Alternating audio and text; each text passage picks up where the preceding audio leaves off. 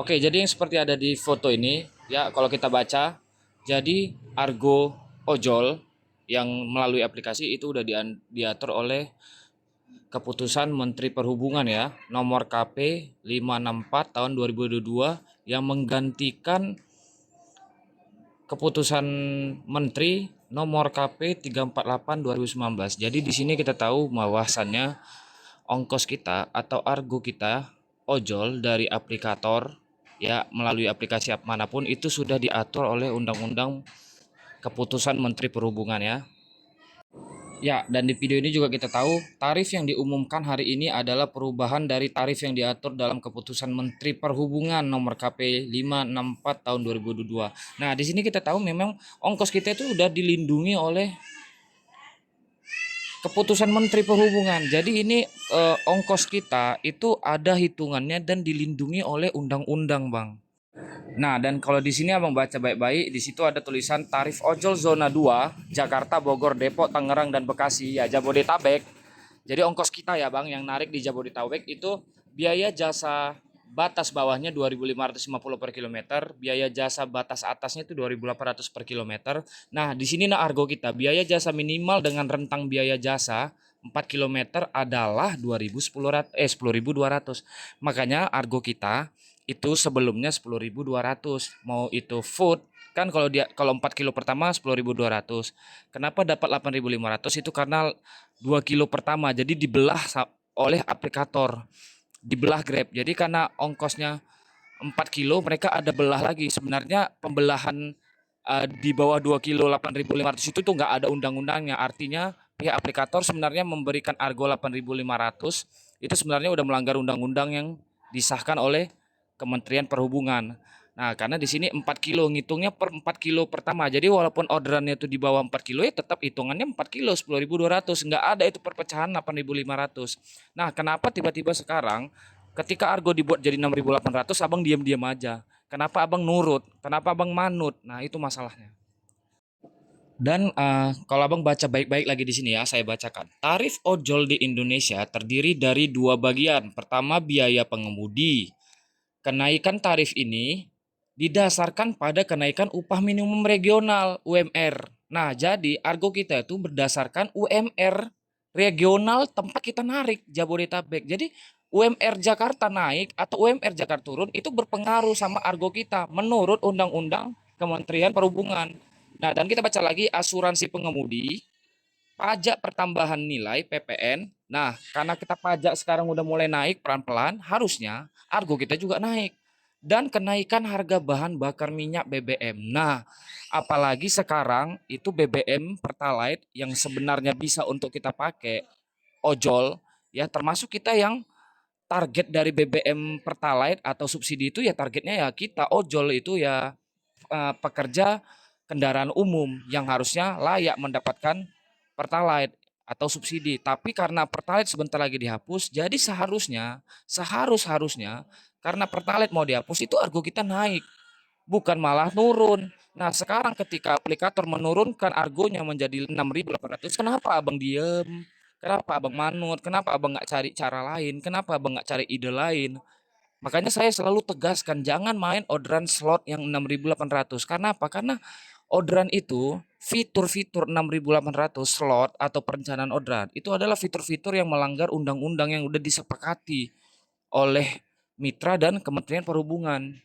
Jadi kita zolim terhadap diri kita sendiri dan saudara-saudara kita lain sebagai ojol.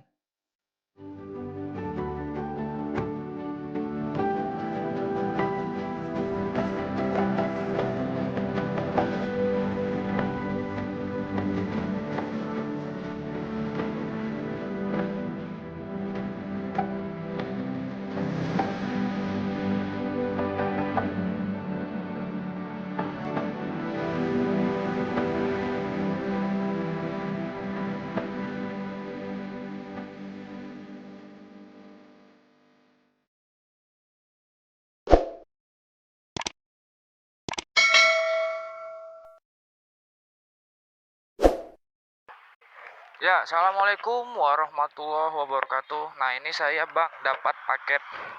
Ini sebenarnya nggak orderan dari aplikasi ya. Ah, Tuh, ntar dulu, saya ikat dulu ini. Jadi ini sebenarnya bukan orderan dari aplikasi. Ini tuh orderan dari resto ini. Nggak resto ini nih toko. Toko kue atau toko hadiah gitulah. Toko kue atau toko hadiah yang sering ngubungin saya kalau misalnya ada orderan jauh. Nah, contohnya kayak orderan yang ini nih, yang lagi saya ikat ini orderannya ngantarnya ke Kelapa Gading. Tunggu dulu bang, saya sambil sambil ngikat-ngikat ini dulu. Dan ini ordernya ke Kelapa Gading, bentar dulu. Gimana sih cara ngikatnya yang baik dan benar?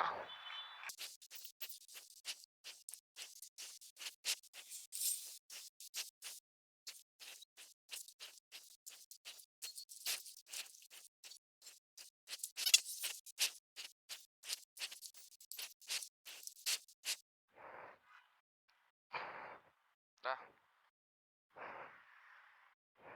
nggak tau lah itu yang penting. Ya nih, dah saya jalan dulu. Up,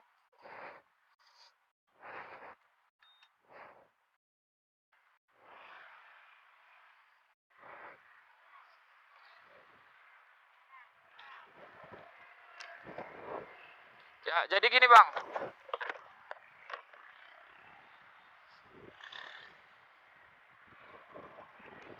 Nah itu tadi toko-toko ya toko hadiah gitu ya, toko kue.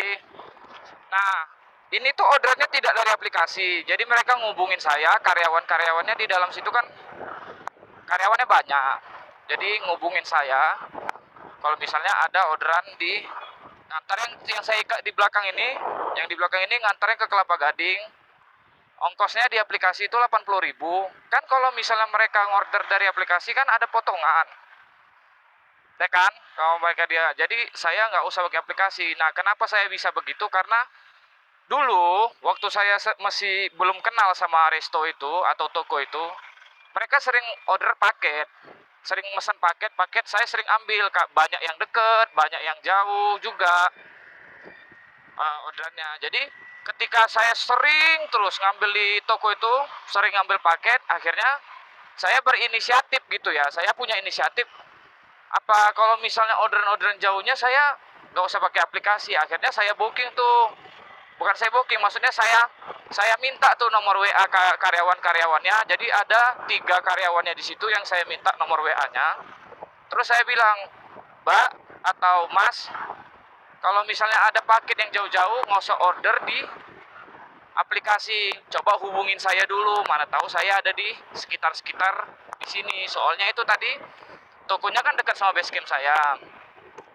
Nah, karena saya sering ngambil orderan di situ, jadi mereka percaya sama saya. Ya udah Mas, kalau ada yang jauh, nanti kita hubungin Mas. Nah, jadi mulai dari situ makanya mereka kalau ada orderan yang jauh, mereka pasti hubungin saya. Kalau misalnya sayanya lagi jauh, baru mereka pesan aplikasi. Tapi itu yang jauh-jauh aja. Kalau untuk yang ngantar yang dekat-dekat, saya surut mereka tetap pesan di aplikasi aja. Jadi nggak saya ambil gitu semua gitu. Berbagilah sama driver lain. Jadi driver lain dapat yang dekat-dekat. Maksudnya gitu. Jadi kalau misalnya mereka ada orderan yang jauh aja, saya suruh hubungin saya. Jadi kalau misalnya nggak pakai aplikasi kan argonya lumayan. Seperti yang tadi ini, yang di belakang ini ke Kelapa Gading. Ya, ongkosnya itu 80.000 di aplikasi. Dan saya terima 80.000 dong. Karena nggak pakai aplikasi kan. Mereka jadi nggak perlu pesan aplikasi langsung ke saya. Jadi saya terima bersih 80.000 dari pelanggan mereka. Nah, yang ini ngantarnya ke Tomang. Nah, ini makanya saya mau ngantar ke Tomang dulu nih. Yang ini yang pertama. Yang pertama yang ini ya, yang merah 2 ini. Dan ini dikasih makanan untuk saya dari toko. Ini makanan nih, Bang. Makan siang, minum sama apa namanya dessertnya lah ibaratnya gitu. Jadi disediakan juga buat saya untuk makan. Nah, jadi yang ini ngantarnya ke Tomang. Jadi saya antar dulu ini ke Tomang. Nah, kenapa ini saya ceritakan di sini? Gini, Bang. Jadi ini video ini saya bakal bahas tentang perencanaan orderan atau orderan slot atau orderan hub ya GrabFood yang ongkosnya 6.800. Ya begitulah slot. Kenapa saya ngomongin kayak gini? Begini, Bang. Jadi, kita sebagai driver itu harus kreatif. Ya sepertinya yang saya lakukan ini. Jadi saya nggak perlu pakai aplikasi. Ini saya bawa dua barang nggak pakai aplikasi. Yang ini tuh ongkosnya 30.000. Ini dekat sebenarnya. Ini dekat. Dari tempat saya ke Tomang itu dekat. Sebentar aja saya udah sampai. Makanya 30.000 saya tetap ambil. Kenapa saya ambil? Ya sekalian sama yang ini. Jadi cepet pas 110.000 kan. Jadi kalau misalnya 110.000 sekali jalan kan lumayan. 110 sekali jalan lumayan kan. Ini dekat, ini 30.000 bang. Nah makanya nih saya anter yang ini dulu. Ini di Tomang. Yang dua ini di Tomang. Jadi saya nganter ini dulu. Kebetulan jalannya juga gila banget. Aduh salah jalan saya bang. Ntar. Nah. Nah ini di Tomang ya. Jadi ngambilnya dari Keramat Pelang antar ke Tomang 30.000. Sebenarnya ini tuh ya termasuk gak rendah-rendah banget ya, pas lah 30.000. Cuman ya gak tinggi harganya yang dua ini. 30.000 itu termasuk ya pas-pas. Ya gak tinggi juga. Yang tinggi itu yang di belakang ini 80.000 Kelapa Gading. Lumayan lah. Tapi kalau saya bawa dua-duanya kan jadi lumayan bang. Soalnya ini kan satu jalan searah dari Tomang. Dan kalau misalnya saya bawa yang satu ini aja, yang di ke Kelapa Gading doang kan sayang yang ininya kalau nggak dibawa kan, soalnya satu jalan satu arah ibaratnya gitu kan. Jadi ini saya tetap bawa walaupun 30.000, tapi ini pembayarannya di lokasi. Ini pembayarannya di lokasi, tunggu sudah diantar baru dibayar 30.000. Tapi yang di Kelapa Gading ini udah dibayar langsung dari tokonya, tadi udah dikasih ke saya 80.000. Jadi ini saya mau antar ini dulu dari Tomang baru ke Kelapa Gading pas satu arah. Nah, kenapa saya ceritakan ini? Jadi gitu bang, kita harus kreatif. Jangan kita terlalu nurut sama fitur-fitur yang dibuat Grab. Fitur-fitur yang itu ngerugiin kita. Jadi kita jangan seperti karyawan. Jadi kita kayak nggak punya jalan lain gitu. Itulah makanya saya buat di video-video sebelumnya itu untuk layanan multi instan, untuk layanan multi stop. Sebenarnya kita masih bisa pakai cara lain, nggak harus terpatok di slot. Kenapa saya terdengar seperti benci banget sama slot? Iya memang benci bang. Nih saya jelasin sekarang ya bang. Saya jelasin apa dulu itu orderan slot. Orderan slot itu adalah orderan fitur orderan GrabFood yang driver bisa memilih lokasi dan jamnya. Ya. Jadi apa itu orderan slot? Orderan slot adalah fitur baru yang dibuat oleh Grab untuk driver yang ingin membawa GrabFood doang, ya. Jadi untuk pemain GrabFood doang. Dan driver bisa milih di mana lokasi dan jam-jamnya sesuai dengan slot yang tersedia. Jadi gitu ya bang. Dengan argo yang rendah. Jadi apakah saya pernah main GrabFood slot? Pernah bang. Saya pernah coba beberapa kali supaya saya tahu apa itu Grab slot. Ya. Jadi saya pernah coba. Jadi supaya bisa saya jelasin. Jadi penjelasannya adalah, tujuan dibuat Grab slot ini adalah scam. Penipuan yang dilakukan oleh aplikator untuk menipu kita semua sebagai pihak driver. Kenapa saya bilang menipu? Jadi gini bang, ongkos kita dari mulai GrabFood, Grab Express Instan, Grab Bike itu semua udah ada undang-undangnya bang. Jadi ongkos kita itu udah diatur dengan negara patokannya, dengan minimal harganya itu kita udah dilindungin oleh undang-undang negara gitu. Jadi ongkos kita itu diatur sama undang-undang negara kita bang. Ada ongkos minimalnya. Nah 8.500 untuk pengantaran food itu sebenarnya udah tercatat di undang-undang dinas perhubungan kalau nggak salah saya. Abang boleh baca nanti di sini nih. Nah jadi ongkos kita itu sudah ada minimalnya dari pemerintah. Nah ketika fitur ini dikeluarkan, otomatis pihak aplikator itu telah melanggar undang-undang tersebut dengan andil lebih gacor, dengan andil lokasinya sesuai keinginan driver. Sebenarnya ini semua scam, makanya saya selalu bilang, coba jadi driver kreatif, jangan selalu terpatok sama fitur-fitur zolim yang menurut saya fitur-fitur zolim yang dikeluarkan oleh pihak aplikator. Ya, fitur-fitur yang sebenarnya merugikan. Jadi kita harus bisa tahu mana fitur yang menguntungkan, mana fitur yang merugikan. Menurut saya GrabFood ini, GrabFood Slot ini itu fitur yang sangat merugikan buat driver. Bahkan kalau ada orang yang tetap terus-menerus pakai slot, terus-menerus pakai slot, itu bukan merugikan dia sendiri, tapi bisa merugikan semua pihak driver. Kenapa? Karena dia sudah setuju dengan fitur scam atau fitur penipuan atau fitur yang menurunkan harga yang sesuai undang-undang, yang harga kita itu udah disepakati oleh pemerintah, tapi dituruni aplikator dan kalian setuju. Nah, itulah orang-orang yang main slot itu seakan-akan dia menyetujui argo itu semakin rendah. Jadi ibarat Grab kasih argo lebih rendah, fitur dengan argo lebih rendah, yang sebenarnya argo kita itu udah diatur oleh undang-undang, udah disepakati oleh undang-undang, udah disepakati oleh kita semua, tapi diturunin aplikator dan kalian setuju.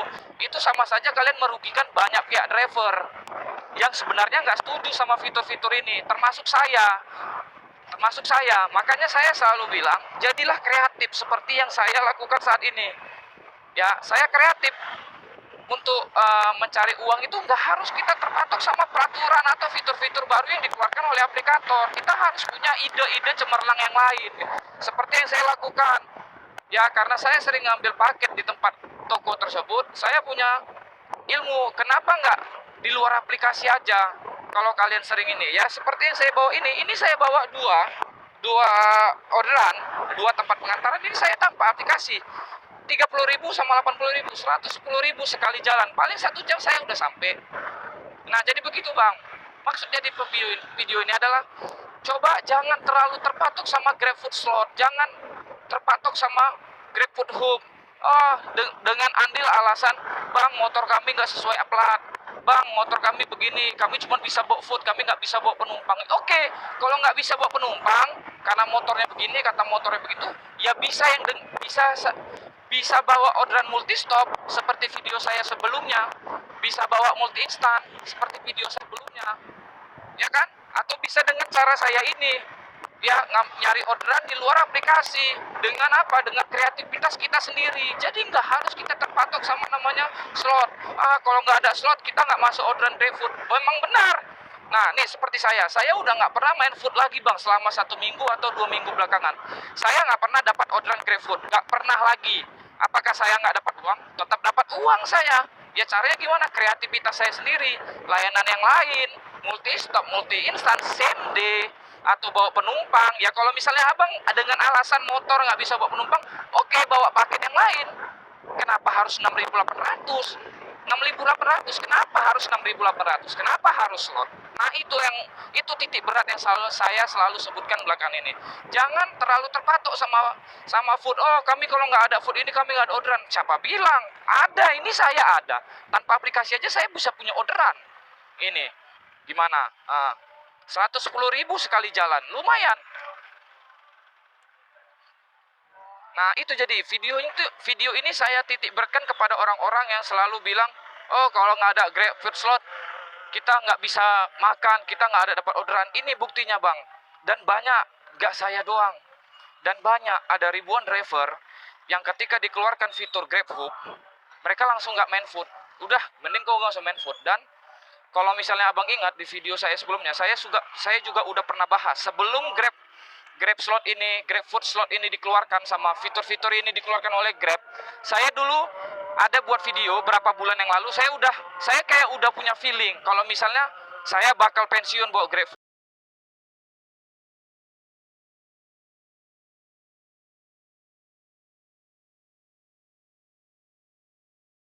Karena ada orderan nebeng-nebeng ya, maksudnya orderan GrabFood yang dua tempat pengantaran dengan argo yang dipotong, argonya yang rendah. Saya tuh situ udah feeling kalau misalnya GrabFood ini udah nggak bisa diperjuangin lagi.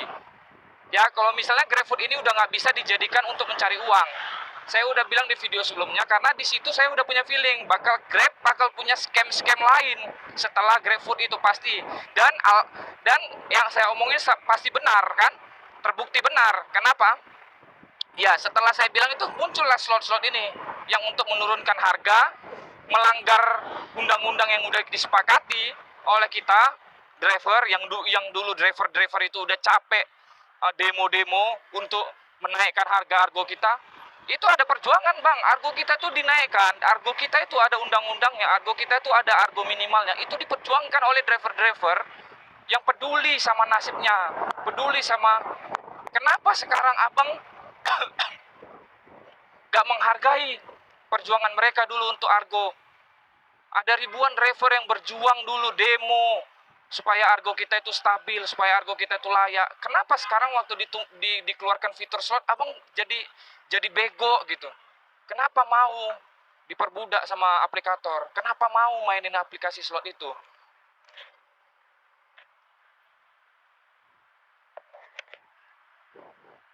Nah, jadi itu makanya titik berat dari video yang saya sampaikan ini adalah ya di situ, jangan mau terlalu dibodoh-bodohin sama aplikator. Tolong hargain driver-driver lain atau driver-driver sepuh. Ya, driver-driver sepuh yang dari 2015, driver-driver Grab yang dari 2015, mereka yang udah memperjuangkan Argo, mereka yang capek teriak-teriak demo supaya Argo kita itu diatur oleh pemerintah, diatur oleh undang-undang. Ketika Grab mengeluarkan fitur-fitur zolim seperti ini, kenapa kalian semua nurut? Kenapa nggak ada ini mencari kreativitas? Nah, kalau memang kita nggak sanggup untuk memberantas kezoliman ini, nggak sanggup kita naikkan ke aplikator, ya udah lakukan yang seperti saya. Cari kreativitas, cari ide-idemu sendiri. Seperti saya bilang di video-video saya sebelumnya, masih ada jalan lain untuk mendapatkan rezeki, tidak harus GrabFood. Ada ribuan driver yang nggak main slot, tapi masih dapat 200 hingga 300 ribu per hari. Wah, tanpa orderan GrabFood satupun. Ya, tanpa orderan GrabFood satupun. Bahkan yang nggak main penumpang pun masih bisa dapat 200 ribu tanpa harus main GrabFood slot. Banyak bang contohnya. Mereka main paket, mereka main same day, multi instan, dengan cara-cara lain, mungkin main offline. Kenapa harus Grab slot? Jadi semakin kita turutin Grab slot ini, semakin kita turutin, semakin hancur nanti ke depannya Grab membuat fitur-fitur bang. Kalau kita turut terus, ya, jadi kalau kita menurut terus sama fitur-fiturnya, nanti mereka jadi, ya udahlah, driver-driver juga nggak komplain, driver-driver juga antusias sama GrabFood yang slot-slot ini, Argo 6.800, mereka juga tetap mainin, mereka juga tidak komplain. Ya begitu, semakin begitu terus, semakin kita terima terus, semakin hancur Grab ini. Nanti semakin muncul fitur-fitur yang merugikan kita kalau kita ikutin terus. Jadi gitu maksud saya bang. Sampai ini, sampai capek lidah saya ngomong. Nah jadi gitu ya bang. Video ini saya dedikasikan untuk edukasi untuk kita yang nggak sadar udah di scam sama Grab. Nah ini saya fokus dulu bang antar orderannya. Mungkin kita nanti lanjut lagi ya videonya nanti setelah ngantar ini atau apa ini bus?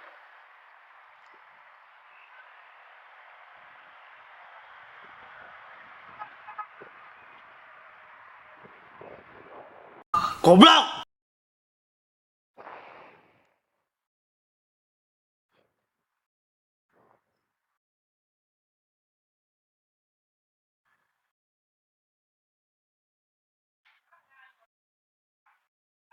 Ya bu. Ya bu. Makasih bu.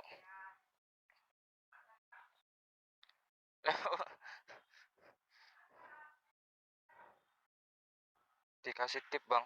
Lihat. Ini ongkosnya harusnya 31. Dikasih tip 22.000. Lumayan kan?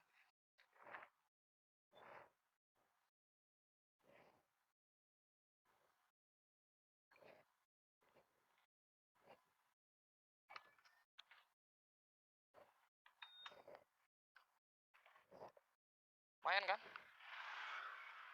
Ongkos 31 dikasih tipnya 22.000. Bayangin itu, coba lah kalau misalnya kita kreatif, alhamdulillah tetap dapat rezeki tanpa Grab slot. Tetap dapat rezeki tanpa Grab slot, bahkan lebih keren lagi rezekinya. Lumayan kan 22.000. Padahal itu mah nebeng doang ongkosnya dia. Yang ongkos utamanya yang ini. Ya udah nih saya fokus antar dulu bang. Ya, kita fokus antar dulu. If you try to take it away from me, I hope you're up for a fight.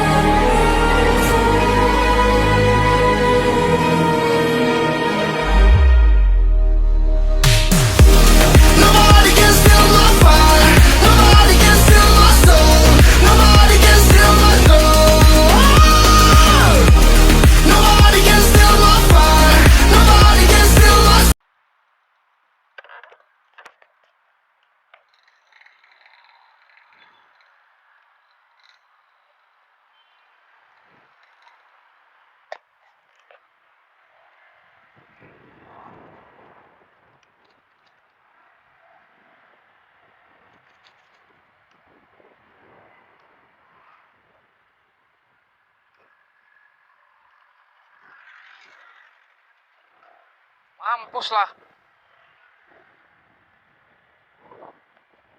Oh, tempat apa ini?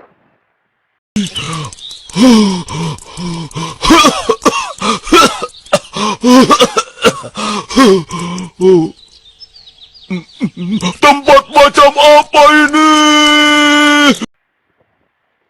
Di mana aku? Aduh, tuh. Mana nih yang di kok buka aplikasi Grab saya jadinya. Tunjukkan atribut Anda, bacot lah. Ntar dulu, FU1 nomor 29. Si Pantek ini berapa tadi? FU1 nomor 16, siap. FU1 nomor FU1 nomor 16. Nah, ini Bang kita udah dekat ya. Ini udah dekat. Saya antar dulu biar vlognya di stop dulu. Ntar kayak enak. Nah, ini dia nih. Ini dia. FU1 nomor 16. Dah, saya antar dulu Bang ya. Antar dulu Bang. Ya. Ini Bang, jadi ini ntar dulu. Nah, ini orderannya udah selesai saya antar. Jadi total pendapatannya tadi yang pertama tadi dikasih tip 22.000 dari 31 ditambah 22, jadi totalnya 53 ditambah ongkos 80.000. Jadi 53 ditambah 80.000 133.000 ya, jadi total pendapatan saya. Dan menyelesaikannya orderannya cuma sejam. Ya, sejam. 133.000 sejam. Nggak nyalain aplikasi ya, tanpa aplikasi dua-duanya orderannya. Dan ini saya lagi nikmatin lemper yang dikasih toko. Jadi dikasihnya ada berapa nih? 1, 2, 3, 4 nih. Ada banyak dikasihnya. Yang dikasih toko tadi. Jadi ini pengganti makan siang, lumayan. Makan siang nggak keluar uang lagi.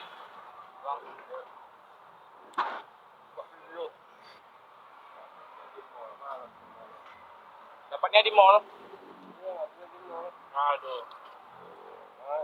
Malas ya. Akhir, bang yang paling itu, jalan aja.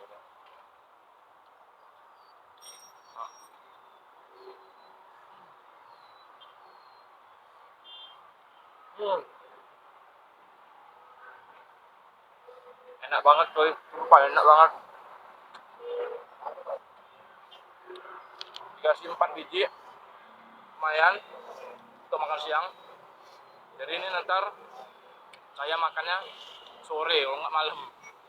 Jadi makan siang nggak perlu makan lagi. Ya, udah ini saya belum nyalain aplikasi.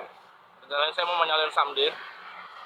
Cuman karena posisinya di Kelapa Gading, karena kurang demen sama di Kelapa Gading. Karena kalau di Kelapa Gading tuh pengennya bawa penumpang aja, soalnya di sini selain penumpang repot, seperti yang abang lihat barusan, ini aki-aki yang datang anak Gojek, dia langsung ngeluh. Emang ya, Kelapa Gading tuh bukan tempat saya benci sama Kelapa Gading. Ya kalau mau dapat orderan di sini food, rencananya saya mau nyalain Someday, cuman karena tempatnya begini, saya kurang suka tempat-tempat kayak gini. Jadi saya matiin aja dulu, paling nyalainnya penumpang nanti ya. Ini nyalain penumpang, nyari penumpang aja, main-main penumpang aja. Semoga keluar dari Kelapa Gading, saya dicampak keluar. Jadi kalau udah keluar dari Kelapa Gading, baru saya berani nyalain layanan lain. Nah sementara karena saya di Kelapa Gading, saya nyalain penumpang doang. Semoga cepat saya dibuang dari sini. Kemana aja, asalkan jangan Kelapa Gading. Kemana aja terserah, ke Matraman, kayak mau ke Pik juga apa-apa. Yang penting jangan Kelapa Gading. Karena saya nggak demen sama Kelapa Gading. Gak pernah suka sama daerah sini. Ya, assalamualaikum warahmatullahi wabarakatuh. Nah, ini Bang, jadi ini kan posisinya di jam 4 lewat 42 ya. Jam 4 lewat 42 artinya udah mau jam 5 dan ini tuh hari Jumat. Jadi jam lagi hari-hari hancur ya. Ya, abang-abang yang tinggal di sekitaran Jakarta pasti tahu jam 5 di hari Jumat itu jalanannya gimana, hancur total, hancur lebur. Jadi untuk menghindari itu saya mau pulang. Dan tadi kalau masih ingat, saya kan di luar aplikasi tadi dapatnya 130.000 ya. Jadi di luar aplikasi dapatnya 130.000 dan ini tadi di aplikasi setelah selesai Jumat, setelah selesai Jumatan saya dapat di angkanya berapa nih? Kelihatan nggak? 91.000. Jadi Untuk pendapatannya berarti udah 200 lebih, ya sekitar 220. Dan tadi saya ada tip-tip juga yang cash, jadi sekitar ya hampir 250.000 lah. Jadi udah bisa saya bawa pulang uangnya. Dan ya namanya saya kerja untuk nyari uang ya. Saya kerja untuk nyari uang, bukan nyari stres, bukan nyari penyakit di kepala. Karena kalau hari Jumat itu nyari penyakit namanya bang, kalau sore-sore. Jadi ya nyari penyakit kalau sore-sore jam 5 sampai ke jam 8 hari Jumat bawa penumpang, itu namanya nyari penyakit. Dan itu namanya saya hindari. Nah kebetulan karena saya udah dapat gaji 250.000 ya, sekitar segitu kurang lebih. Jadi saya ngehindarin yang namanya penyakit mental dan penyakit tumor otak. Jadi saya pulang aja. Makasih yang udah nonton video ini. Nanti kita lanjut seriesnya di CMD ya. Insya Allah kalau misalnya saya ada mood main CMD, saya buat video CMD-nya. Dan memang ada juga yang komen suruh buat konten CMD, ya udah nanti saya buat. Insya Allah kalau misalnya ada mood untuk bawa CMD. Makasih bang yang udah nonton video saya dan dukung komen-komen positif. Thank you.